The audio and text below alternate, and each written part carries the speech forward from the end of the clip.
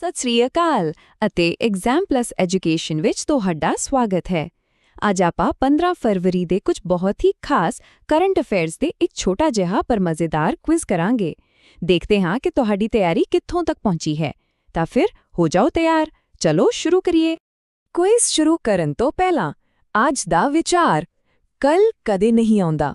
ਜੋ ਵੀ ਪੜ੍ਹਨਾ ਹੈ ਉਸ ਦੀ ਸ਼ੁਰੂਆਤ ਹੁਣੇ ਇਸੇ ਵਕਤ ਤੋਂ ਕਰੋ। ਬਿਲਕੁਲ ਸਹੀ ਗੱਲ ਹੈ ਨਾ?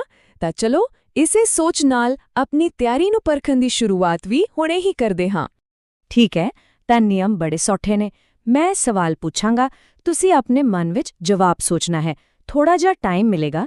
ਚਲੋ ਫਿਰ ਜ਼ਿਆਦਾ ਦੇਰ ਨਾ ਕਰਦੇ ਹੋਏ ਪੇਸ਼ ਹੈ ਤੁਹਾਡੇ ਸਾਹਮਣੇ ਪਹਿਲਾ ਸਵਾਲ।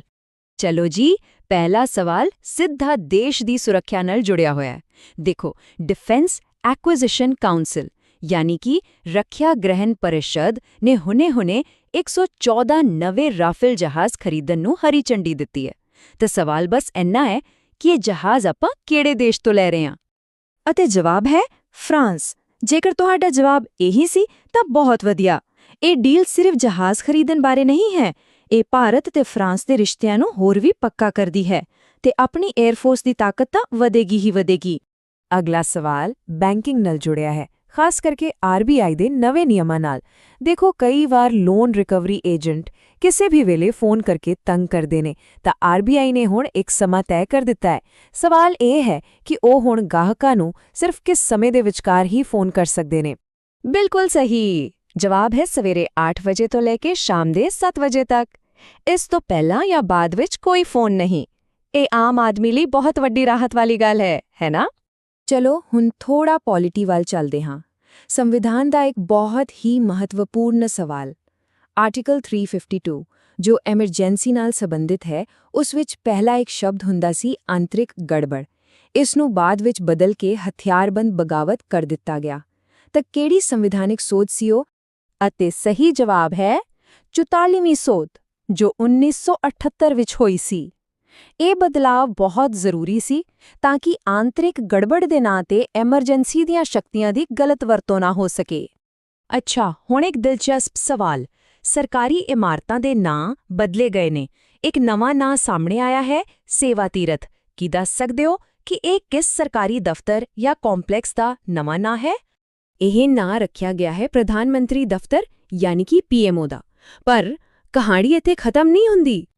ਪੀਐਮਓ ਦੇ ਨਾਲ ਹੀ 2 ਹੋਰ ਵੱਡੀਆਂ ਪ੍ਰਸ਼ਾਸਨਿਕ ਬਿਲਡਿੰਗਾਂ ਦਾ ਵੀ ਉਦਘਾਟਨ ਹੋਇਆ, ਜਿੱਥੇ ਕਈ ਮਹੱਤਵਪੂਰਨ ਮੰਤਰਾਲੇ ਕੰਮ ਕਰਨਗੇ। ਉਹਨਾਂ ਨੂੰ ਕੀ ਨਾਂ ਦਿੱਤਾ ਗਿਆ ਹੈ? ਉਹਨਾਂ ਦੇ ਨਾਂ ਹਨ ਕਰਤੱਵ ਭਵਨ 1 ਅਤੇ ਕਰਤੱਵ ਭਵਨ 2। ਇਹ ਨਾਂ ਯਾਦ ਰੱਖਣੇ ਜ਼ਰੂਰੀ ਨੇ। ਤਾਂ ਚਲੋ ਇੱਕ ਵਾਰ ਫਟਾਫਟ ਰਿਵਾਈਜ਼ ਕਰ ਲਈਏ। ਪ੍ਰਧਾਨ ਮੰਤਰੀ ਦਫ਼ਤਰ ਹੁਣ ਹੈ ਸੇਵਾ ਤੀਰਥ ਅਤੇ ਉਸ ਦੇ ਨਾਲ ਵਾਲੀਆਂ 2 ਪ੍ਰਸ਼ਾਸਨਿਕ ਇਮਾਰਤਾਂ ਹਨ ਕਰਤੱਵ ਭਵਨ 1 ਅਤੇ 2। ਚਲੋ ਜੀ, ਹੁਣ ਵਿਸ਼ਾ ਬਦਲਦੇ ਹਾਂ ਤੇ ਅਰਥ ਵਿਵਸਥਾ ਤੇ ਆਉਂਦੇ ਹਾਂ। ਸਰਕਾਰ ਨੇ ਬਾਜ਼ਾਰ ਵਿੱਚ ਸਥਿਰਤਾ ਲਿਆਉਣ ਲਈ ਕਣਕ ਦੇ ਨਿਰਯਾਤ ਯਾਨੀ ਕਿ ਐਕਸਪੋਰਟ ਨੂੰ ਮਨਜ਼ੂਰੀ ਦਿੱਤੀ ਹੈ। ਸਵਾਲ ਇਹ ਹੈ ਕਿ ਕਿੰਨੇ ਲੱਖ ਮੀਟ੍ਰਿਕ ਟਨ ਕਣਕ ਦੇ ਨਿਰਯਾਤ ਦੀ ਗੱਲ ਹੋ ਰਹੀ ਹੈ? ਜਵਾਬ ਹੈ ਪੂਰੇ 25 ਲੱਖ ਮੀਟ੍ਰਿਕ ਟਨ।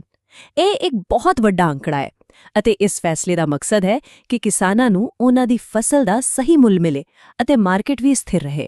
ਖੇਤੀਬਾੜੀ ਦੀ ਗੱਲ ਚੱਲੀ ਹੈ ਤਾਂ ਚਲੋ ਡੇਅਰੀ ਸੈਕਟਰ ਵੱਲ ਚੱਲਦੇ ਹਾਂ। ਸਰਕਾਰ ਨੇ ਇੱਕ ਨਵਾਂ ਮਿਸ਼ਨ ਸ਼ੁਰੂ ਕੀਤਾ ਹੈ, ਜਿਸ ਦਾ ਟੀਚਾ ਹੈ ਅਗਲੇ 5 ਸਾਲਾਂ ਵਿੱਚ ਦੁੱਧ ਦੀ ਖਰੀਦ ਨੂੰ 50% ਤੱਕ ਵਧਾਉਣਾ। ਉਸ ਪਹਿਲਕਦਮੀ ਦਾ ਨਾਂ ਕੀ ਹੈ? ਇਸ ਦਾ ਨਾਂ ਹੈ ਸ਼ਵੇਤ ਕ੍ਰਾਂਤੀ 2.0 ਜਾਂ ਜਿਵੇਂ ਆਪਾਂ ਕਹਿ ਸਕਦੇ ਹਾਂ ਵਾਈਟ ਰੈਵੋਲਿਊਸ਼ਨ 2.0। ਇਹ ਇੱਕ ਬਹੁਤ ਵੱਡਾ ਮਿਸ਼ਨ ਹੈ ਜਿਸ ਨਾਲ ਦੇਸ਼ ਦੇ ਡੇਅਰੀ ਸੈਕਟਰ ਨੂੰ ਹੋਰ ਵੀ ਮਜ਼ਬੂਤੀ ਮਿਲੇਗੀ। ਅੱਛਾ, ਹੁਣ ਇੱਕ ਸਵਾਲ ਇਤਿਹਾਸ ਦੀ ਇੱਕ ਮਹਾਨ ਸ਼ਖਸੀਅਤ ਬਾਰੇ। 13 ਫਰਵਰੀ ਨੂੰ ਭਾਰਤ ਦੀ ਕੋਕਿਲਾ ਯਾਨੀ ਸਰੋਜਨੀ ਨਾਇਡੂ ਜੀ ਦਾ ਜਨਮ ਦਿਨ ਸੀ। ਤਾਂ ਇਸ ਸਾਲ ਉਹਨਾਂ ਦੀ ਕਿੰਨਵੀਂ ਜਯੰਤੀ ਮਨਾਈ ਗਈ? ਜਵਾਬ ਹੈ 147ਵੀਂ। ਦੇਸ਼ ਦੀ ਆਜ਼ਾਦੀ ਦੀ ਲੜਾਈ ਹੋਵੇ ਜਾਂ ਸਾਹਿਤ, ਉਹਨਾਂ ਦਾ ਯੋਗਦਾਨ ਸੱਚਮੁੱਚ ਬੇਮਿਸਾਲ ਹੈ। ਅਤੇ ਹੁਣ ਇਸ ਕੁਇਜ਼ ਦਾ ਆਖਰੀ ਸਵਾਲ, ਤਿਆਰ ਹੋ? ਹਾਲ ਹੀ ਵਿੱਚ ਵਿਸ਼ਵ ਰੇਡੀਓ ਦਿਵਸ ਮਨਾਇਆ ਗਿਆ। ਸਵਾਲ ਹੈ ਕਿ ਸਾਲ 2026 ਲਈ ਇਸ ਦਾ ਥੀਮ ਯਾਨੀ ਕਿ ਵਿਸ਼ਾ ਕੀ ਰੱਖਿਆ ਗਿਆ ਸੀ? ਇਸ ਦਾ ਥੀਮ ਸੀ ਰੇਡੀਓ ਅਤੇ ਆਰਟੀਫੀਸ਼ੀਅਲ ਇੰਟੈਲੀਜੈਂਸ। AI ਇੱਕ ਔਜ਼ਾਰ ਹੈ, ਆਵਾਜ਼ ਨਹੀਂ। ਵਾਓ, ਕਿੰਨਾ ਡੂੰਘਾ ਵਿਸ਼ਾ ਹੈ ਨਾ? ਇਹ ਸਾਨੂੰ ਸੋਚਣ ਤੇ ਮਜਬੂਰ ਕਰਦਾ ਹੈ ਕਿ ਤਕਨਾਲੋਜੀ ਅਤੇ ਇਨਸਾਨੀ ਆਵਾਜ਼ ਦਾ ਆਪਸ ਵਿੱਚ ਕੀ ਰਿਸ਼ਤਾ ਹੋਣਾ ਚਾਹੀਦਾ ਹੈ। ਤਾਂ ਇਸੇ ਦੇ ਨਾਲ ਸਾਡਾ ਇਹ ਛੋਟਾ ਜਿਹਾ ਕੁਇਜ਼ ਇੱਥੇ ਹੀ ਖਤਮ ਹੁੰਦਾ ਹੈ।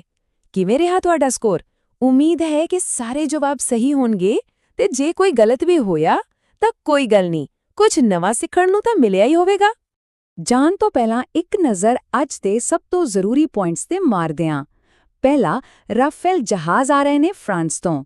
ਦੂਜਾ, 44ਵੀਂ ਸੋਧ ਨੇ ਸੰਵਿਧਾਨ ਵਿੱਚ ਹਥਿਆਰਬੰਦ ਬਗਾਵਤ ਸ਼ਬਦ ਸ਼ਾਮਿਲ ਕੀਤਾ। ਅਤੇ ਤੀਜਾ, ਸ਼ਵੇਤ ਕ੍ਰਾਂਤੀ 2.0 ਦਾ ਮਕਸਦ ਹੈ ਦੁੱਧ ਦੀ ਖਰੀਦ ਨੂੰ ਵਧਾਉਣਾ। ਅਤੇ ਅਖੀਰ ਵਿੱਚ ਇੱਕ ਸਵਾਲ ਤੁਹਾਡੇ ਸਾਰਿਆਂ ਲਈ ਛੱਡ ਕੇ ਜਾ ਰਿਹਾ ਹਾਂ, ਜਿਸ ਬਾਰੇ ਜ਼ਰੂਰ ਸੋਚਣਾ।